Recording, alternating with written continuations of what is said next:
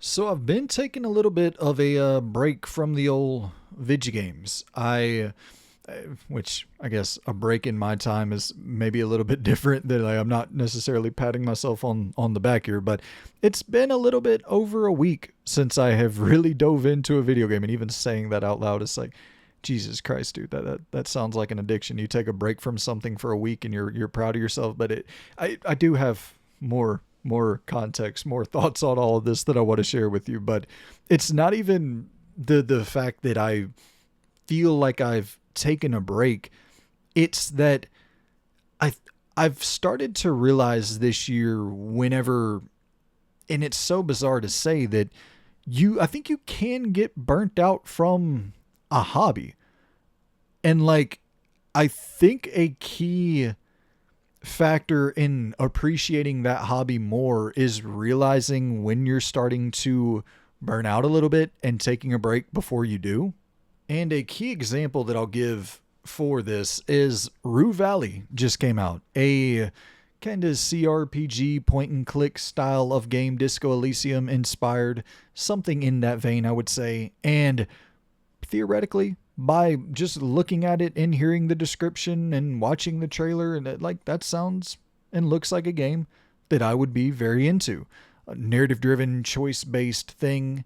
And other than the part you're seeing on the screen right now, which is the time loop, if I never play a time looping game again in my life, it will be too soon. But, and I will say, I that's probably the reason that I jumped out of this, or at least one of the big reasons. But another key reason, I think, really doesn't have anything to do with the game. I picked it up, played it for a couple hours, and there was just this sort of feeling of like, not even that I don't want to play this game, that I just don't really want to play anything right now. And, I don't know, is it the seasonal depression as the seasons change and like that shit happens to everyone. So I'm not discounting that, but this year in particular has been one of those years where I just more so than ever have felt like every now and then, oh yeah, I'm just going to not play really anything for a week, and I'm gonna watch some television shows, or I'm gonna watch some movies, or I'm gonna focus more, like just doing different random shit to kill the time before you respark that flame reignites and you want to jump back into a video game.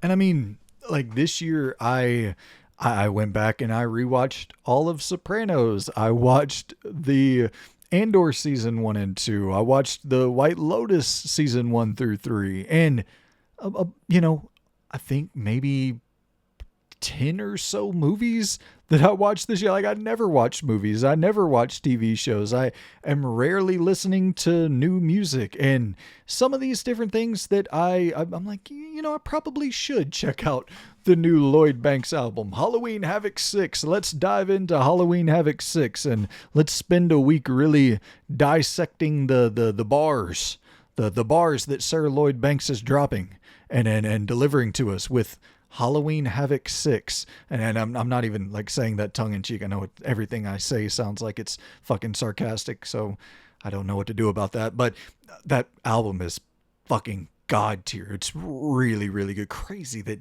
you're talking, 20 years after his debut album, and he's still there was a line, and let me pull this shit up.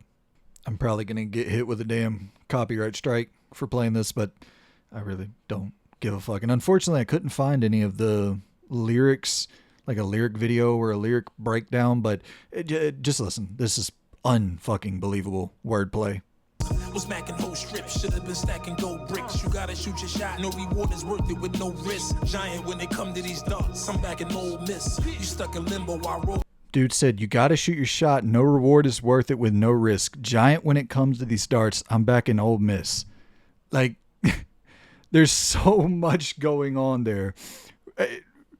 Obviously the wordplay, with the Giant, the Ole Miss, Eli Manning, but just even the wordplay with the dart.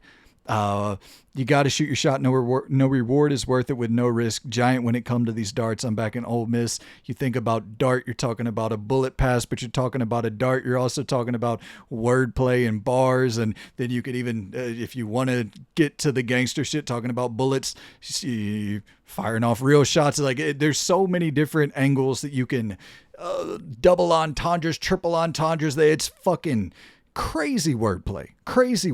20 years after his debut album, and we're 5 minutes into this video and we're breaking down Lloyd Bank lyrics. So how about we get back to talking about video games?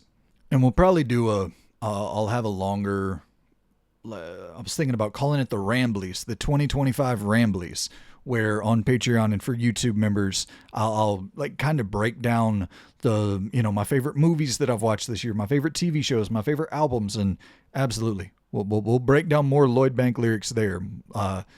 That fucking great album. But anywho, back to, I guess, talking about video game burnout. And there was actually this state of play, the Japan state of play that just recently happened.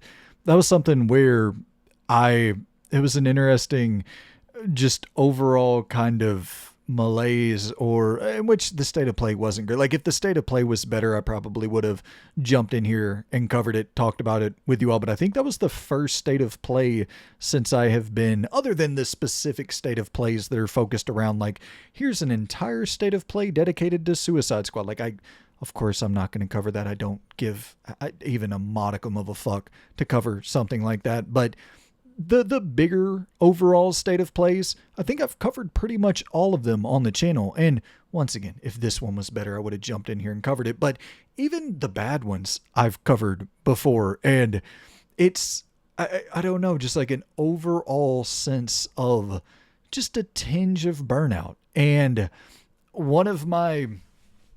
I'm obviously like, I don't think I'll ever fall into the camp of overly positive, but I definitely don't ever want to fall into the camp of overly negative with the content that I'm creating. And there probably will be times where I'm a little bit too positive, a little bit too negative, but I don't ever want to be, if I had to pick one or the other, I'd definitely rather be too positive than too negative.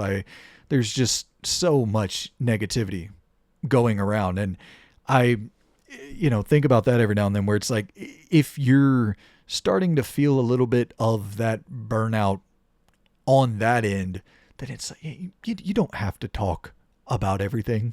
You don't have to give some hot take negative reaction to everything that you feel negatively towards. It's just, why even add that to the steaming pile of dog shit that is already in everyone's, immediate vicinity on the internet? Every turn you take on the interwebs, you're avoiding some steaming pile of dog shit that you don't want to step in as you're doom scrolling through the interwebs. It's like, let's save my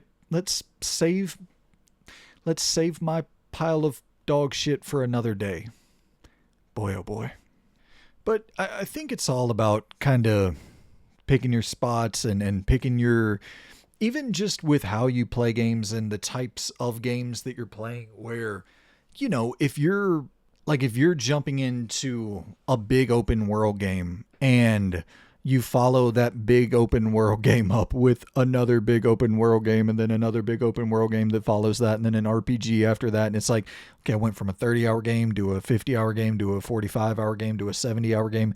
I mean, that's a surefire recipe for immediate burnout. You're going to be burnt out by the time you get to the second game on your list. And I definitely felt that this year with Yote. And Yote wasn't the problem, but Yote caused a lot of problems for the games that would follow it, where I just got completely lost in Yote. Everything else that was coming out, my backlog, everything just kind of immediately as I got sucked into Yote, I just lost track of everything else that I wanted to play. I was so invested. Tsushima was my favorite game of the year in 2020, and then this comes out and it's like it's getting my full undivided attention from moment one. And then as I'm getting into it more, I'm like, oh damn, the thing I hated the most about Tsushima was the side content. And that's one of the most rewarding aspects of Yote, I'm just completely lost in the side content. So I'm turning off the map markers, not even considering the main story, just going where the game takes me naturally. And that was such a rewarding experience that I want to tap into more in 2026 and moving forward. And I think that a big part, and really the only way to do that, because it's got to be a natural thing as well, right? Where you can't just go into a game unless, of course, CDPR puts out a new game, Rockstar puts out a new game, then sure. Like, there's no doubt that whenever one of your favorite developers in the biz puts out something that you know you're going to know life for a couple of months, then you can make that the priority going in. But a lot of the time, it's going to just take shape naturally. And with something like Sucker Punch in their past games haven't really hooked me with their side content. Infamous 2, I think, does the best job with it. But by and large, I just like the main stories for their games. But Yote just kind of hooked me with the side content. So it's not really something you can plan for most of the time. And with that, it's I've talked about this before in the past, but it's something that I call like the five side quest rule, or I don't really have a title for it, but it's that kind of philosophy of, if you don't hook me with your first 5 side quests, you're probably not going to hook me with your next 500. So I'll give you 5. If you can't do anything in those 5 to impress me, then it's like, all right, I'm just going to save 50 hours of my time, because you're not doing it. Everybody front loads. All developers front load. They put their best side content. You're going to find some of your best side content early in the game. And if you didn't place some of your best side content early in the game to hook the player, to let them know, yes, we actually are making compelling side content, that's a you problem. That's not a player problem. And so that's really been one of my big key philosophies for avoiding the bloat when playing these big open world games. Like, I like big open world games. I like RPGs a whole hell of a lot, but I feel zero obligation to 100% anything. I don't give a flying fuck. If you're throwing a bunch of garbage to fulfill, you want to put on the back of your box 100-hour RPG, I'll take the 30 good hours. I'll take the 25 good hours and save the 75 hour. And it's not even a thing of me being like, this isn't a thing of me being judgmental or me being like, I understand why publishers do that. I understand why developers do that. I understand the appeal for players out there who hear 100+ hours of content, because you're plopping down your hard-earned money, so you might want 100 hours of content from said game. That's totally reasonable. But at the same time, it's just totally not appealing to me. I'm down. If you got 100 hours of compelling content like The Witcher 3, I'm down. I'll give you 100 hours. If you're compelling me forward and you're making me want to engage with 100+ hours of new questing and then going out and taking on different bounties, and like, I'm down. I'll give you my 100 hours, but you got to earn that. I'm not just going to give that shit out willy-nilly.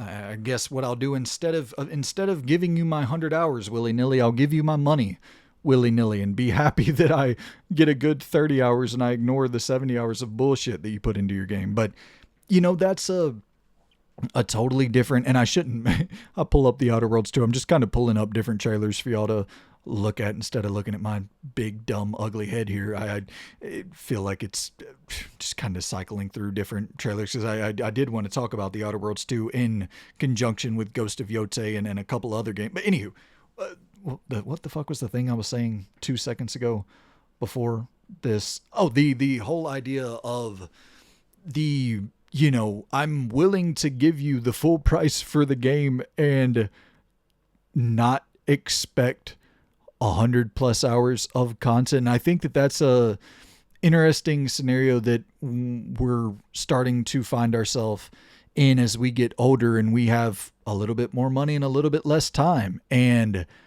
it, of course, as things are getting more and more difficult on a financial front elsewhere, like everything is getting increasingly expensive. And so I do worry about video games, especially new IP and AA titles. And I don't worry as much about indie games that are not as like the AA space, the new IP I worry the most about, where it's like a team of 30 people and they made something for $20 million. Like that seems like a really risky space to be in right now, as there are just fewer and fewer new IP finding real success in the industry. But anywho, despite all of that, I do think, like, as you get older, by and large, the problem when you were younger was that you just didn't have enough money to buy the games that you wanted to buy and play the games that you wanted to play. And now it's kind of the opposite, where you just don't have enough time to play the games that you want to play. And so I think that becomes a major factor as well, where it's like kind of going back to the whole side quest idea.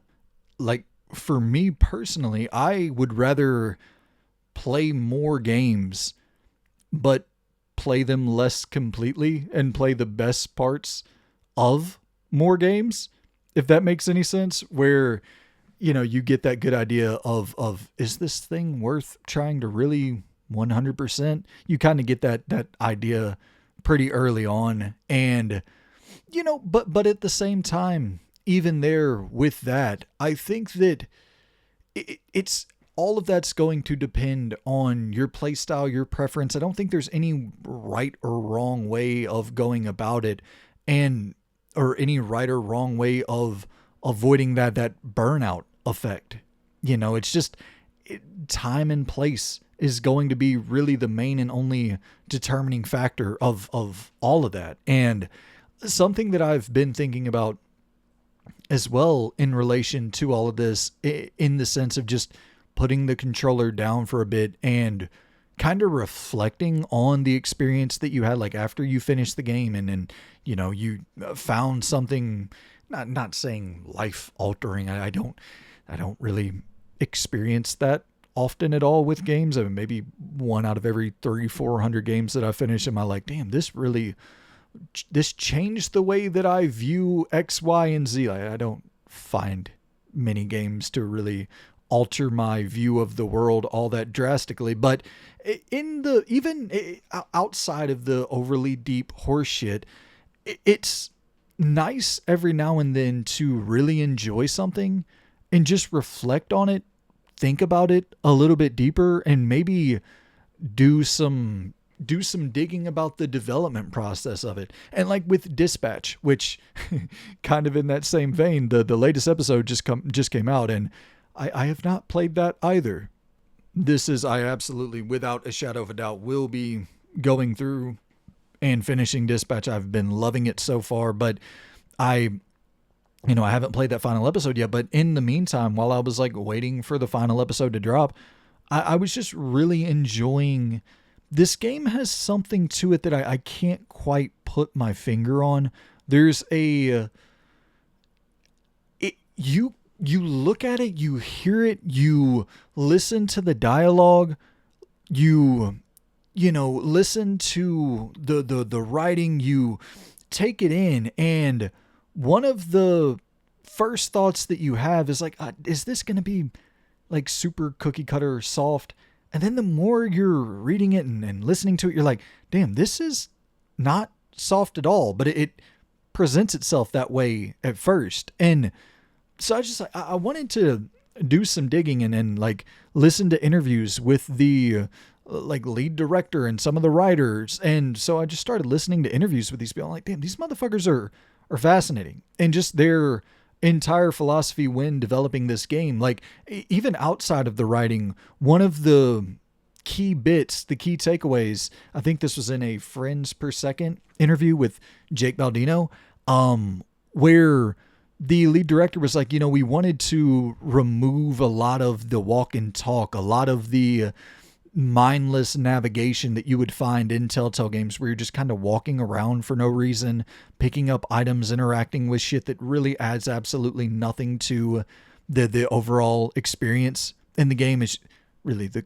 core experience in these games. Is like you want to make choices and see the story unfold, and like that's the main sticking point, and everything else that surrounds that is, and even here with the actual dispatching, where you're sending your heroes to do these different jobs as the dispatcher, you're directing them, and like that's substituting walking around and just looking at items for an actually engaging little minigame. It's like such a smart substitution. And these are these little things that you're picking up from the interviews and trying to dig a little bit deeper. It enhances your appreciation of something that you already appreciated a lot. Or, maybe the opposite effect can happen as well. You listen to an interview with a game director who might sound like an asshole, and you're like, God damn it.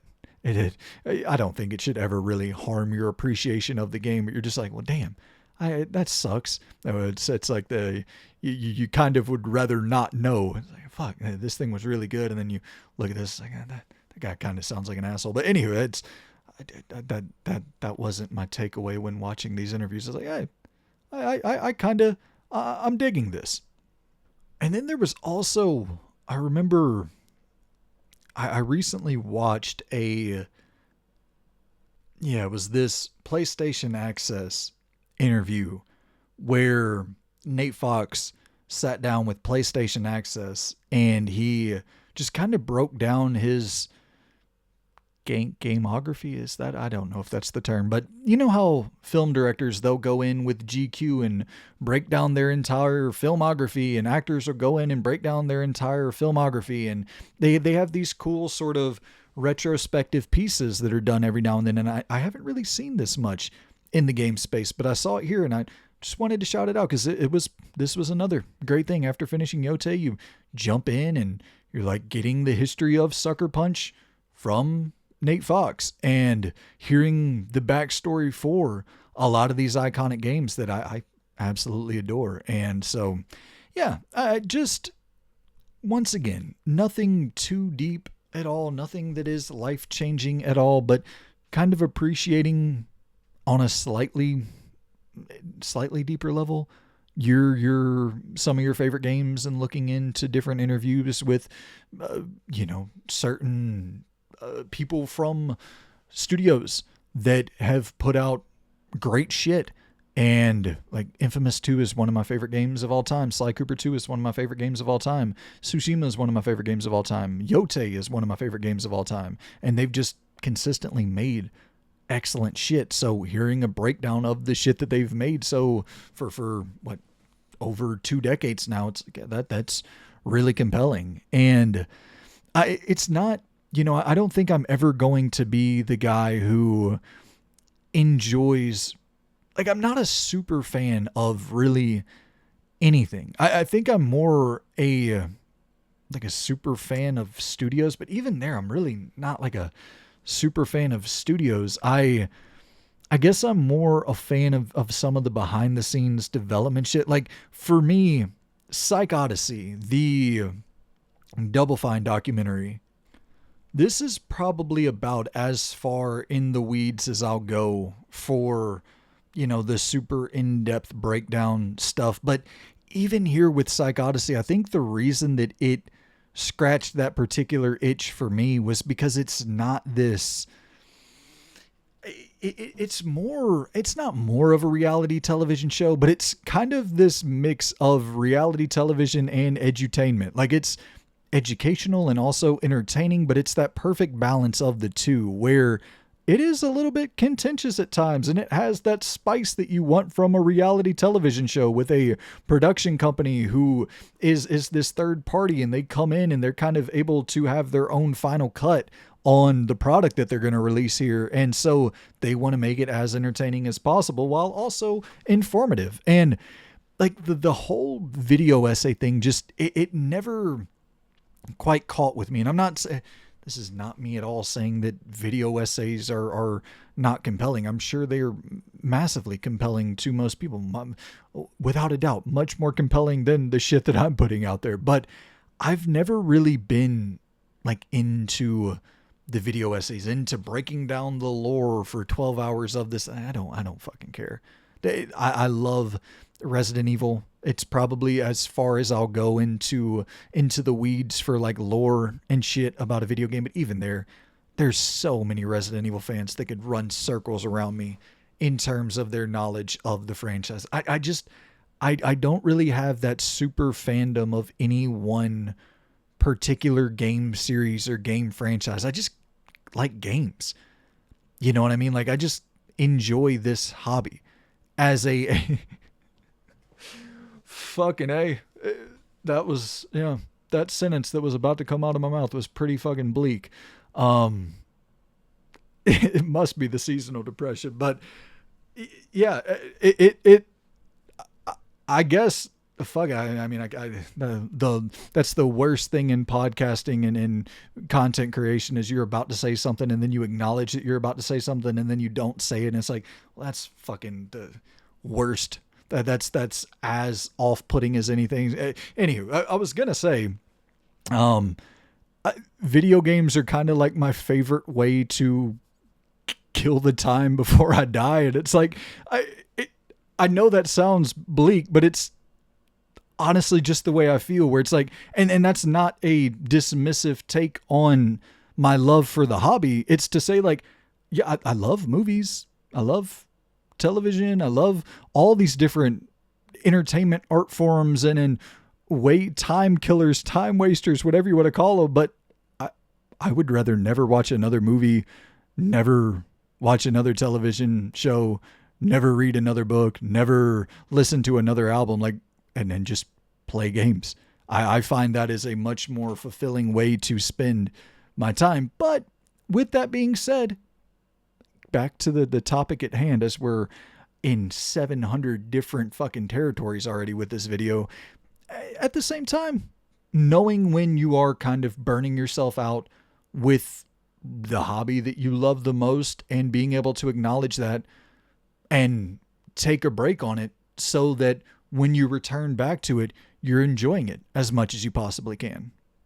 And I think the idea of the backlog really plays a major part in the mere mention of burnout. I think the backlog is directly associated with that inherently, just as I don't know if you guys have ever felt this way, but oftentimes I'll finish a game and my main thought as soon as I finish that game is like, oh damn, I finished that, but I need to immediately move on to that thing that I just bought that was on sale because I picked it up on an impulse purchase for $25 and I need to get my money's worth out of it. So let me go ahead and boot that up, even though I'm starting to kind of feel a little bit of that burnout, but it's like, fuck it, let's just power through it and finish this next game up real quick. And you end up, it's the backlog is such a funny self-imposed sort of situation where you turn your hobby, you put your hobby on a hamster wheel and it becomes this endless thing of like, you're never going to finish your backlog, and it's this pressure for kind of no reason. Like, putting pressure on a hobby is a bit ridiculous. And I know that I'm sure some people will look at the titles of that series that I've been trying to roll out, where I don't remember what I called it, something like I finished my backlog, now let's review it, or something to that effect. And like, no, of course I have not finished my backlog. I'll never finish my backlog, but I think that I'm finished with my backlog. Does that make sense? Like, it's going to grow forever. My backlog is never ending. It will never stop growing ever, but I'm almost finished caring about that. And like, I'll just play what I play when I play it. And, the idea of cataloging or listing out my games and prioritizing the importance of them. Oh, I really need to get to this one and then this one. And this is my top priority and this is my middle tier priority. It's like, I don't fucking care. I'll play what I play when I play it. And over the last decade, when I started getting back into games in 2013 or so, I've probably in the last decade plus finished 400 plus games. If I went my entire life without finishing another backlog title, I would be a-okay. Like, I know that won't happen because there's thousands of games that come out every single year that catch my eye, and then I completely forget about them, and then I see them on sale for $10. I'm like, well, yeah, sure, certainly, I'll pick up whatever random ass game. The Altars, like, that's one that I can't believe I haven't put more time into. The Altars. I played it for a little bit on Game Pass, but that's without a doubt, that's going to go on sale one day. I'll pick up the Altars and I'll be knee deep into the Altars. But at the same time, if I never play the Altars, I'm sure I'll be missing out on a great experience. But I kind of could care less. I don't mean to sound dismissive to the Altars, but I don't think I would lose much sleep over it. And I hope that this doesn't come across as like me trying to shit on games or have some overall negative sentiment about the state of games currently. I think that games are, by and large, video games are better than they have ever been. There's certainly things that I like more about games from yesteryear, and there's definitely things that I like more about games now than I have ever liked about video games in the past. And you take the good with the bad, but by and large, I think the good far outweighs the bad. And it's just a, you know, you got to be somewhat conscious of just that feeling of like, yeah, you know, if you're burning out, and that's even the thing there of talking about, you know, a lot of the dooming and glooming about the current state of modern video games has so little to do with the current state of modern video games and more to do with our current state mentally. And we're all so fucking tired. You know, we're all depressed. We're all tired. We're all working our fucking asses off day in and day out at our real 9-to-5 jobs, or, you know, most people working more than a 9-to-5 nowadays to get by. And that's tiring, man. And we grew up with this as our favorite hobby in the world and loved it so dearly and grew up in the Blockbuster days and tried to play as much as possible and, you know, just had such a great love for this industry. And you get older and it definitely starts to feel like there's no way you can keep up. There's no way you can play the shit you want to play and have time to play it all, really, for a lot of people. And I think that there's some level of resentment and bitterness that will build because of that, where it's just like, damn, this is fucking depressing, because just life is kind of, it can get really fucking depressing. And, you know, sometimes I'm like, well, why does it seem so disproportionate in people taking out their frustration on video games?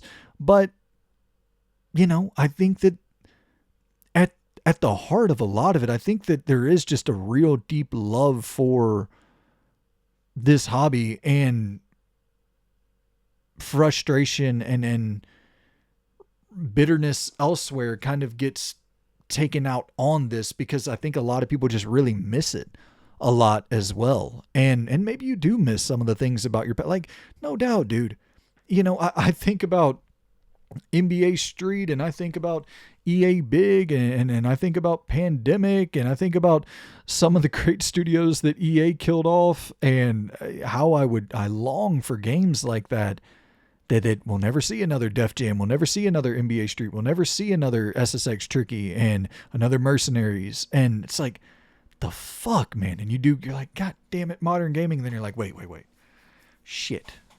My argument kind of falls apart there, because all these studios were killed before quote unquote modern gaming. They were killed in the glory years, the years that I think of as the glory years. They were absolutely decimated before we got to the state of modern gaming. Like, there's always been a lot of bad, a lot of good, and that can go on. Anywho, I'm just saying fucking words at this point. You can't win them all. Some videos are better than others. Really, I guess, man, at the end of the day, what I'm trying to say is, like, if you're feeling that burnout start to take shape, it's probably best to press, because we don't get to press pause on anything else. You know, like, we don't get to press pause on, I'm burnt out with my job, so I'm just going to fucking stop going. You know what I mean? Like that would be wonderful. I don't think we would ever experience burnout or video game fatigue ever again, but like that's not the reality. You got to clock in. You got to keep your lights on. And so you got to pick your shots once again. And in the case of feeling burnout, even burnout elsewhere where you're just fucking tired in general. And it's like, because that's going to be the number one contributor right there, where it's like, I'm just tired. I don't want to boot up the game tonight. I don't want to really play anything. I just want to, and you know, golly, man, my thoughts are going all over the place. You know, you see people say something to the effect of, I think it was it Antonio Brown or was it Le'Veon Bell? It was one of those ex-NFL players. Let me actually see if I can find the tweet. Okay, yeah, here it is. It's Le'Veon Bell. He says, unpopular opinion, there's no difference in someone playing video games for hours to you doom scrolling TikTok or Instagram for hours. And I first saw this tweet and I was like, this is fucking asinine. Of course there's a difference. Of course you're getting more out of playing a video game than doom scrolling TikTok or Instagram for hours. But then the more I started to think about it, it's like, I don't really know if I am getting more out of playing a video game than doom scrolling TikTok or Instagram for hours. Like I personally feel more fulfilled, but I don't necessarily know if I can apply that sentiment to everybody or that feeling to everybody. I think that there might be something to this, and especially back to that idea of your dog tired. There is something about like just scrolling TikTok or Twitter or Instagram opposed to like after you feel like you have exercised all of your mental energy for the day. Booting up into a game, it actually is slightly more active. Like people who play video games will understand what I'm saying. And then people who don't play video games are like, what the hell are you talking about? They will equate the act of doom scrolling to playing video games and think those are one and the same, but it is very much different. There is an extra layer of engagement, and you really do have to be attentive and paying attention while playing games. And not just to say like difficulty, but you're trying to take in stories and you're trying to remember mechanics, and there's all of these different layers to gaming. And once again, I'm not saying it's some complex, you're not solving fucking cancer, but it is more active and engaging than just scrolling Twitter, TikTok, Instagram. But at the same time, it is like they all are kind of equal wastes of time to some respect. Like if you don't have the energy to engage with a video game because you're dog tired, like I don't really know that you're going to benefit any more from playing a game than you are from scrolling TikTok or Instagram. And it's also like, what are you seeing when you scroll? You know, because if your damn TikTok page is full of insightful information about whatever random list of topics that you're interested in, or your YouTube page is full of tutorials about if you're into fixing cars and you're scrolling through your YouTube page and you're constantly getting new updates about this new tool here might expedite the process and it might let me fix this dual capacitor of the flux. You know, all this fucking random shit that I don't know anything about. I don't know anything about fixing fucking cars. But if that's what's in your algorithm, you're like, shit, yeah. You're learning a ton. You're learning so much more from that than you ever would from a video game. And my algorithm's not that at all. My algorithm's full of absolute horseshit that I gain really next to no real world knowledge of anything by scrolling through. So absolutely, for me personally, I am this doesn't apply. The unpopular opinion of there's no difference in someone playing video games for hours to you doom scrolling TikTok or Instagram for hours. For me, there absolutely is, because my algorithm is full of nonsense. But I don't know. I guess that doesn't really apply to everyone. Anyway, the fuck am I saying, man? Yeah, guys, sometimes you just, you I don't really even, I don't know if at one point throughout this entire video, if I touched on the topic at hand of video game burnout or anything slightly related to it, but hey, you can't win them all. Shout out to the Patreon supporters. Shout out to the YouTube members.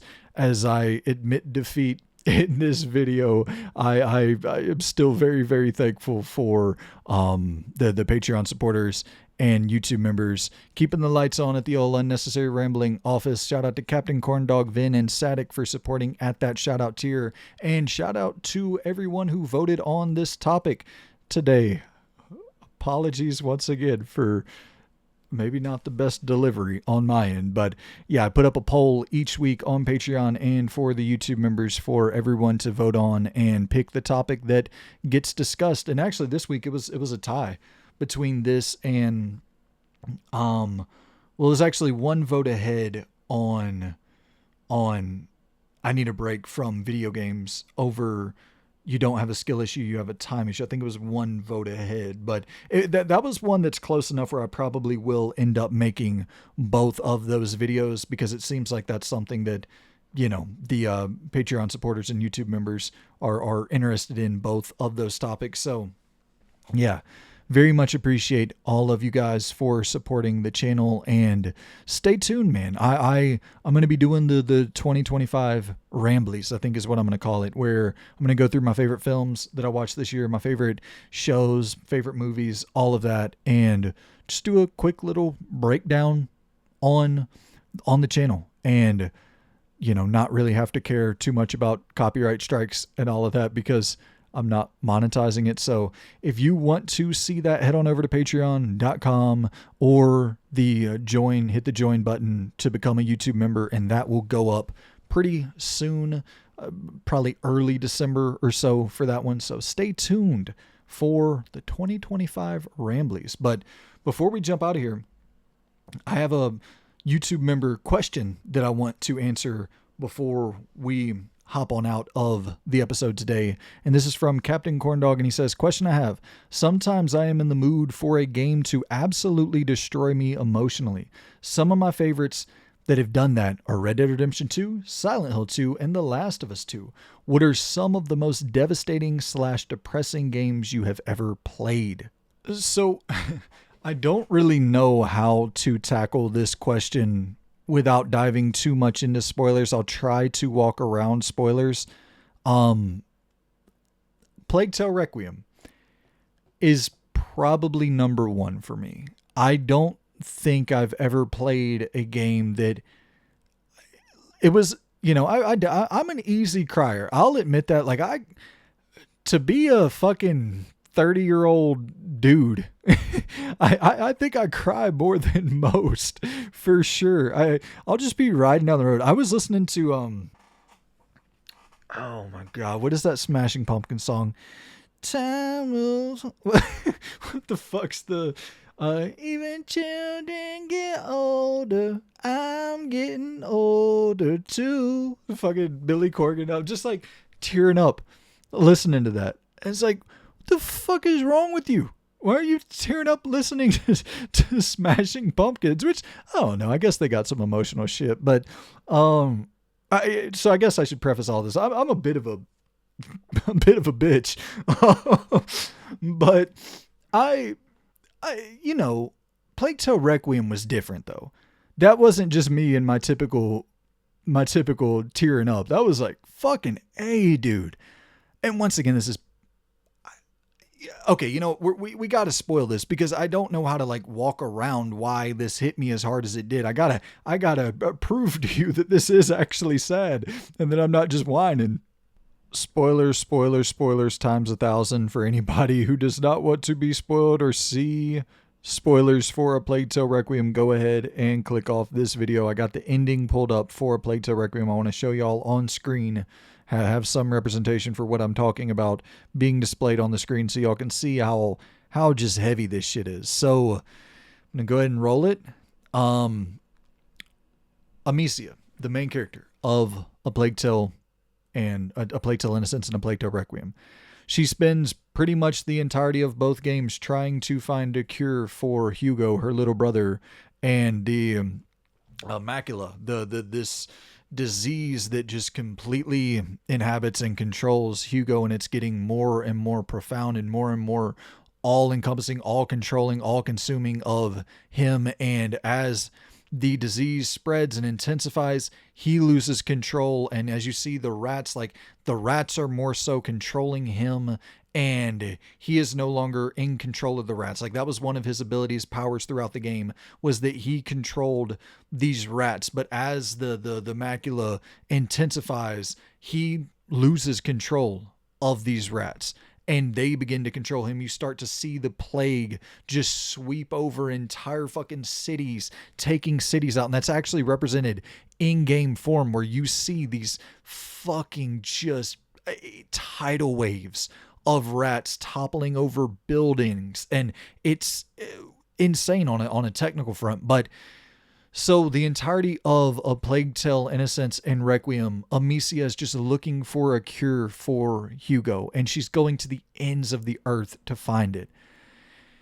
And ultimately, I'm even fucking getting weepy talking about it here, but she gets to this point at the end of the game that you're seeing on the screen, and has to like put her little brother down like a wounded dog, you know. And everything that you did throughout those entire first two games is like for nothing. I mean, it's for something, because this is the only way of freeing Hugo, and he wants you to do this. He's like asking for you to do this. He just wants to be free of this, and he knows that it's the only solution. But it does feel like defeat. It feels like admitting defeat at the end of this thing, and it's the only solution. You've gone to the ends of the earth to find an alternate path for this, and it leads you here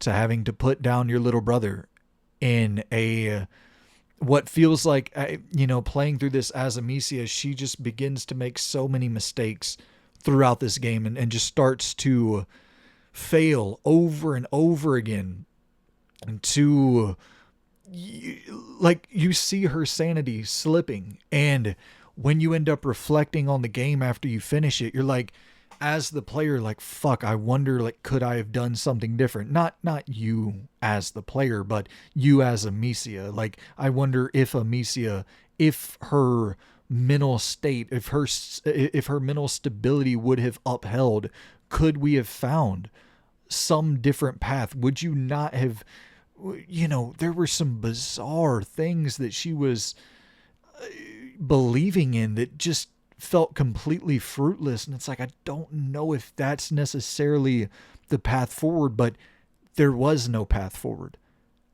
There was no path forward at all.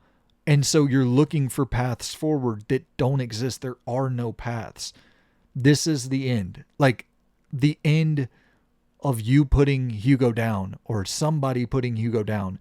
That's the way to stop the spread of this plague, of this disease. And it was just so heavy. It was so fucking heavy. And I mean, like I could go on with other games of talking about shit that wrecked me emotionally. That would probably be number one. But I'll say, man, and I won't spoil any of the other ones just because I don't want to, you know, especially this next one. The game just came out, so I don't want to spoil it for anybody. But there's a game called Silly Polybeast that just released, and I talked about it, but it just and I'll pull up a trailer for the game. Like, you see this thing on the screen, and not for a millisecond when looking at it are you thinking, you know, this is going to be some emotional gut punch that leaves you devastated. But fucking hey, it really, really is. And the themes that it touches on, and it's not themes. Like it goes there. It delves into that subject matter. By the end of the game, it leaves you with just a sense of like, I don't really know. You just feel horrible for certain characters in this game. And I don't, once again, man, it's I'll put up spoiler tags in here. So because it's impossible. I've always struggled with this in talking about narrative driven games where, when you start talking about the story, that's why I try to just give you my quick 2-second thoughts on the story and then just dip out more often than not. I find it so hard to talk about story without spoiling, but in Silly Polybeast, it's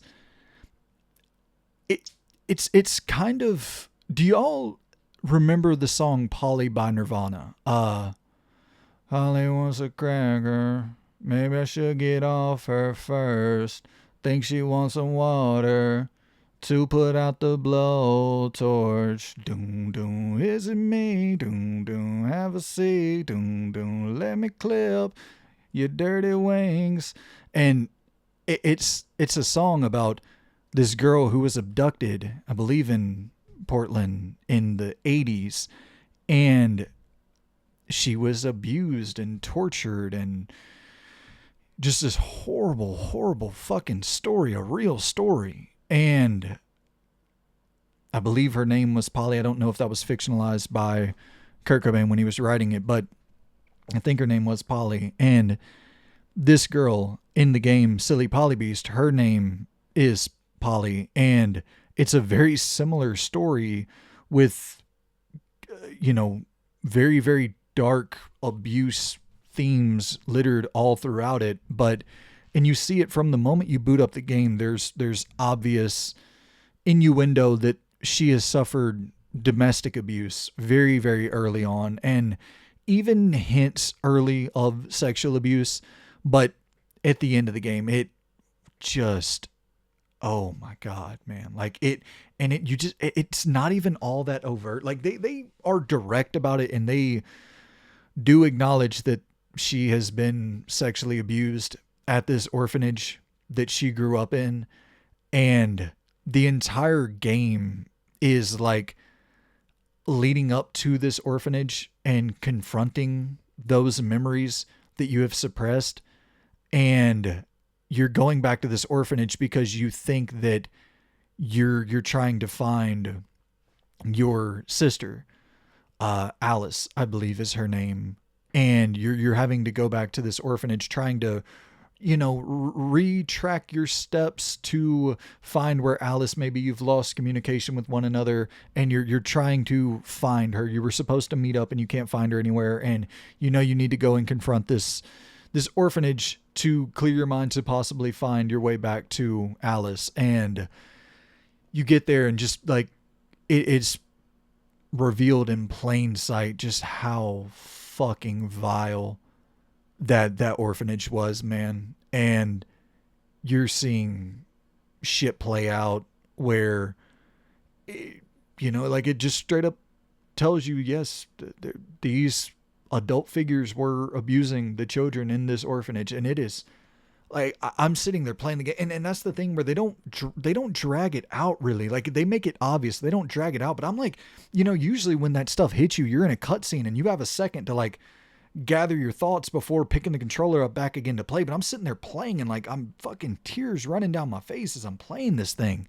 And it's just, it is so goddamn heavy. But I think like one of the darker areas of this game entirely is that you coordinated an escape plan with the other kids in this orphanage. And I think it was like they planned to escape together. Like they coordinated this plan to escape together, and then Polly, she set the orphanage on fire and had the plan for all the other kids to get out of it. But then the door was locked, or the garage underneath was locked. So everyone fucking, like, the orphanage that they were planning on burning down, and, setting on fire and killing all the abusive adults inside. It was like, I think it was on a Sunday or something, and the garage door wouldn't have been unlocked until the following morning, and they didn't know about that.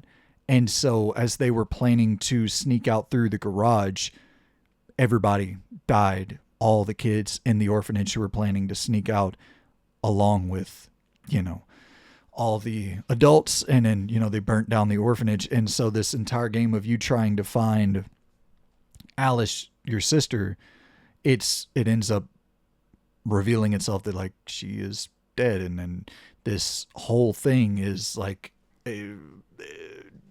just this trauma that is, you're realizing that, you kind of killed your sister, and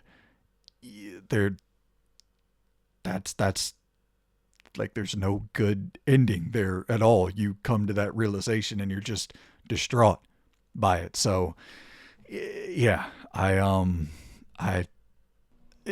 so it doesn't, for me, those are two that from recent years really, really stick out to me, but great choices there for Red Dead 2, Silent Hill 2, The Last of Us 2, some great twos in their storytelling. Lev's story in The Last of Us 2 is always one that sticks out as just pretty fucking heartbreaking. And of course, The Last of Us 1, I mean, from moment one with Sarah, and that game just has so many gut-wrenching moments. And then, of course, RDR2. Once again, no need to get into spoiler territory, but great choices across the board there. And all of those games hit me emotionally as well. Silent Hill 2, definitely kind of in that same, talking about those same themes with the abuse. It hits really hard in Silent Hill 2. Yeah, man, a lot of gut-wrenching stories, and really not a lot of gut-wrenching stories in the world of video games. I think that's why those stick out so well. And it's kind of the same few stories that stick out for everyone. Like, I think everyone's going to have a lot of these similar stories that we share as like the ones that really hit us and get us in the feels. But, yeah, I think that, even thinking about a Plague Tale 1, and there's the scene with the pig in a Plague Tale 1 where it was like, oh my God. And like the active agency of doing something so that, it's for survival and has to be done, but it just feels so fucking vile. Like, literally leading the pig to slaughter. But it's that's one of the great things about games. It's as active as they are, there's an extra level of immersion, and you feel an extra level of connection to what's going on in these stories as you're controlling the characters. And yeah, it's a beautiful, beautiful fucking art form. So as I make an entire video about taking a break from the art form, but no, I mean, I'll never take a break long from games. I'll probably be back in here next week rambling about a bunch of shit that I played, or definitely, without a doubt, Dispatch at the very least. But it's kind of nice, quiet season. That's what I was thinking about as well. It's like a good time to take a little bit of a break before we get into the Game of the Year rankings and all that. And I already got my backlog list prepared, my backlog ranking list for 2025. So that shall be done very, very soon. And get all of this shit ready to go. Game of the Year rankings, backlog rankings, award season, most underrated games, the hidden gems, the game of the Keeley Game Awards, recap, review, and reaction, all that good shit. So stay locked in, guys. Hope y'all have a good holiday season, as we're somehow right there. Like, right fucking there. In terms of Thanksgiving is, 2 weeks away now. And then, yeah, next thing you know, we're sitting right there at Christmas, and then here comes 2026, the year of our Lord and Savior, Grand Theft Auto 6. which is probably going to come out in 2027. God, I hope not. I really fucking hope not. I want to play that game in 2026. I will be very bummed out if we're playing Grand Theft Auto 6 in 2027. This is going to sound very fucking lame. And feel free to throw some scrutiny my way for this. But when I was pretty certain I was going to die a couple years ago, I'm laying there in that hospital bed and I'm like, motherfucker. The memes are true. I'm not going to live to see Grand Theft Auto 6. And like, I know that seems very fucking bleak that I'm living for Grand Theft Auto 6, but I wish I could say that was entirely a joke. Like, there's at least a 12% part of my body that I think made it through just so I could play Grand Theft Auto 6. I can't die before playing that fucking game. And the more and more it gets delayed, the more likely I am to die before playing that fucking game.